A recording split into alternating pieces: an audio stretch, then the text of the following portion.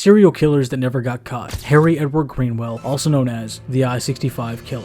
In 1987, tenants at a Super 8 motel in Elizabethtown, Kentucky would find signs of a struggle. Blood on the ground, papers scattered everywhere, and a telephone uprooted from a wall. Police would be notified of the scene and would later find the body of 41-year-old Vicky Lucille Heath. She had been shot and sexually assaulted before her body was disposed of in a dumpster in the parking lot of the motel. This would be the first in a string of murders conducted by Harry Edward Greenwell, the I-65 killer. His next victims wouldn't be for another 2 years, in 1989. The first was 24-year-old Margaret Mary Gill, a night auditor at a Days Inn in Maryville, Indiana. Her body was found in an alley behind the Days Inn. She had been sexually assaulted and shot twice in her head, unfortunately ending her life. Investigations found that $179 was also stolen from the cash register of the Days Inn. Only 4 hours later, at another Days Inn in Remington, Indiana, Greenwell had sexually assaulted and shot 35-year-old Jean Gilbert, a part-time auditor for the hotel. Her body would be found near the roadway in the morning by a passing driver. The very next year, in 1990, Greenwell attacked another Days Inn hotel clerk in Columbus, Indiana. The unnamed 21-year-old victim fortunately survived the attack after being stabbed and sexually assaulted. After going to the police, the woman was able to describe her attacker, and a drawing was made of the possible suspect. DNA evidence gathered during this investigation also linked this attack to the murders in 1989. All of this, though, didn't stop Greenwell, as in 1991, only a year after one of his victims survived, he would assault and stab another woman in Rochester, Minnesota. Unfortunately for Greenwell, this victim would also survive his attack, going to the police and giving a description of her assailant, noting what clothing he was wearing and that he had a prominent lazy eye.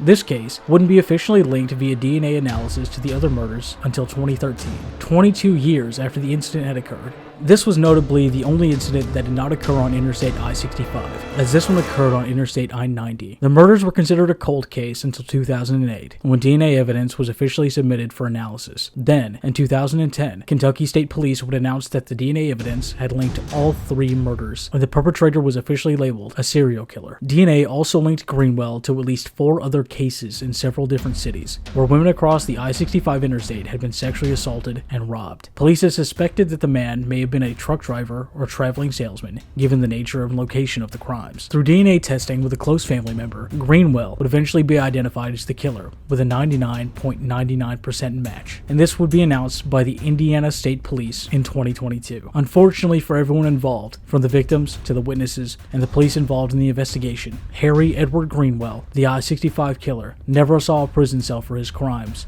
dying 9 years before the DNA analysis confirmed him as the I-65 killer, making him the first in our list of serial killers who never got caught.